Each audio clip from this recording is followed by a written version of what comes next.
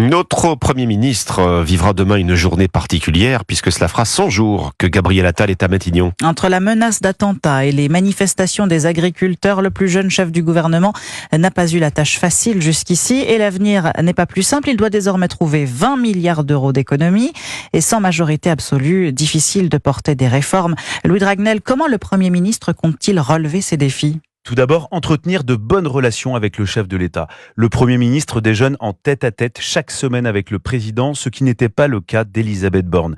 Il sait que la relation entre Emmanuel Macron et son chef du gouvernement peut se gripper sans que le second ne s'en rende compte. Autre enjeu pour Gabriel Attal, éviter d'avoir à assumer un échec aux européennes de la liste conduite par Valérie Ayé qui ne cesse de baisser dans les sondages. Pour terminer, le Premier ministre essaye tant bien que mal de travailler les liens avec la droite, tout faire pour éviter une motion de censure des Républicains après l'été, une motion qui pourrait renverser son gouvernement, rebattre les cartes de la suite du quinquennat et donc la présidentielle de 2027.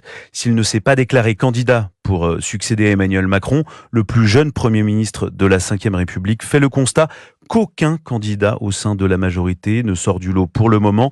Il existe donc un trou de souris. Louis Dragnel, chef du service politique d'Europe 1.